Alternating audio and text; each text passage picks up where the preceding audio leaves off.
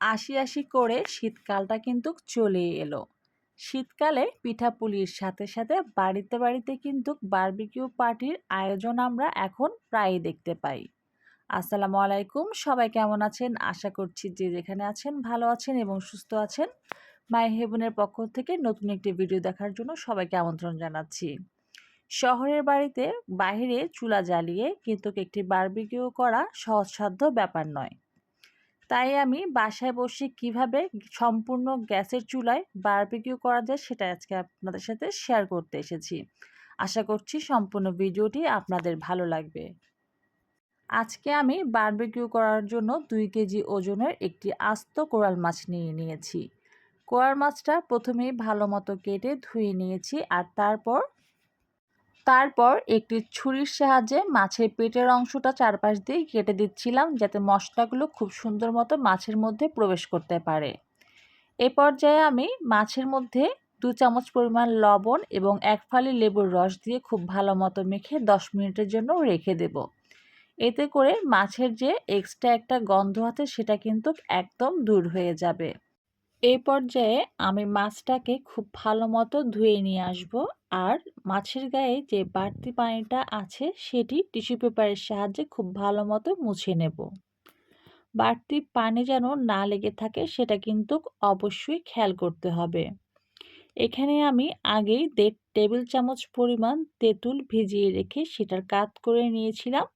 আর এখন মাছের এপিঠ আর ওপিঠ দোনো পাশে খুব ভালো মতো এই তেঁতুলের কাতটা লাগিয়ে নেব। খুব ভালো মতো চারপাশে কিন্তু তেঁতুলের কাতটা লাগাতে হবে।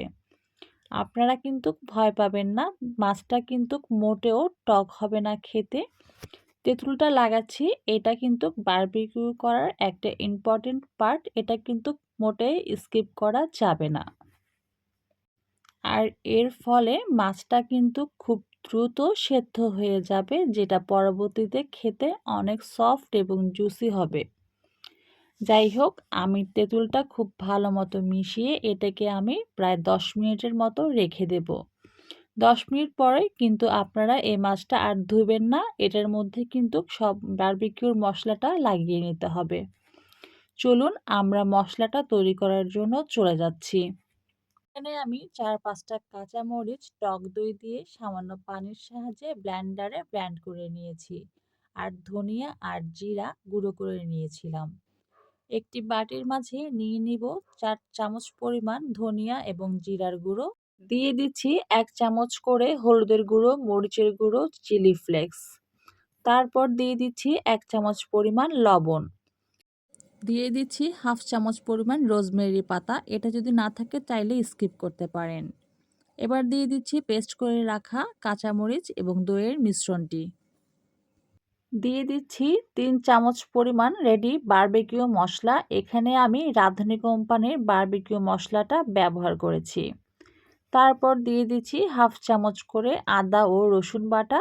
এরপর দিয়ে দিচ্ছি 2 টেবিল চামচ পরিমাণ সরষের তেল। দিয়ে দেব soya sauce, tomato sauce, oyster sauce এবং ফিশ সস সবগুলো 1 চামচ করে। এরপর সবগুলো উপকরণ খুব ভালো মতো মিশিয়ে আমি বারবিকিউর মশলাটা তৈরি করে নেব। এরপর আগের থেকে ম্যারিনেট করা মাছটাকে নিয়ে মাছটার সাথে খুব ভালো মতো মশলাগুলো গায়ে গায়ে লাগিয়ে নেব, যেন কোনো অংশ বাদ না থাকে। আর তারপর রেখে দিব 4 থেকে 5 ঘন্টার জন্য ম্যারিনেট করে। আপনারা চাইলে এর চেয়ে বেশি সময় ধরে ম্যারিনেট করে রাখতে পারেন, তবে আমি 4 ঘন্টার জন্য ম্যারিনেট করেছিলাম। যেহেতু মাছটা অনেক বড় ছিল আর আমার কাছে এত বড় গ্রিল প্যান ছিল না, তাই আমি মাছটাকে 2 টুকরো করে 2 ভাগে ভাগ করে তারপর গ্রিল প্যানে দিয়েছিলাম। প্রথমে আমি গ্রিল প্যানে খুব ভালো মতো হিট করে নিয়েছি আর দিয়ে দিয়েছিলাম পরিমাণ মতো সরষের তেল। এরপর মাছের একাংশ করে দিয়ে দিয়েছিলাম আর চুলার আঁচটা কিন্তু একদম কমিয়ে দিয়েছি আর ঢাকনা দিয়ে ঢেকে দিয়েছিলাম। একটু পরপর এসে আমি বের হওয়া তেল থেকে তেলটা নিয়ে মাছের উপর ব্রাশ করছিলাম আর একটু একটু করে মশলাটা লাগিয়ে নিচ্ছিলাম। এটাই কিন্তু একটা বারবিকিউর প্রসেস, এটা কিন্তু স্কিপ করা যাবে না। কোরাল মাছ যেহেতু অনেক নরম থাকে, তাই 2টি কাঠির সাহায্যে আপনার মাছটা কিন্তু খুব সাবধানে উল্টিয়ে পাল্টিয়ে নেবেন। আর আমি কোরাল মাছের সাথে কিছু গ্রেভি হিসাবে আলু, পেঁয়াজ এবং রসুন, টমেটো এবং কাঁচামরিচ রেখেছিলাম। আপনারা চাইলে এই জিনিসটা স্কিপ করতে পারেন। যাই হোক, আমার বারবিকিউ কিন্তু একদম রেডি হয়ে গিয়েছে। আমি এখন পরিবেশন করছি গরম, গরম সফট পরোটার সাথে। সাথে ছিল একটি মজাদার শসা এবং টমেটোর রায়তা। ইনশাল্লাহ পরবর্তী কোনো ভিডিওতে আপনারা কিন্তু পেয়ে যাবেন রায়তার সম্পূর্ণ রেসিপিটি, যেটা আপনারা সার্ভ করতে পারবেন যেকোনো বিরিয়ানি, পোলাও, খিচুড়ি কিংবা বারবিকিউর সাথে। আর আমার বারবিকিউ কিন্তু একদম তৈরি হয়ে গিয়েছে। সবার ভিডিওটি কেমন লাগলো অবশ্যই জানাবেন। আল্লাহ হাফেজ।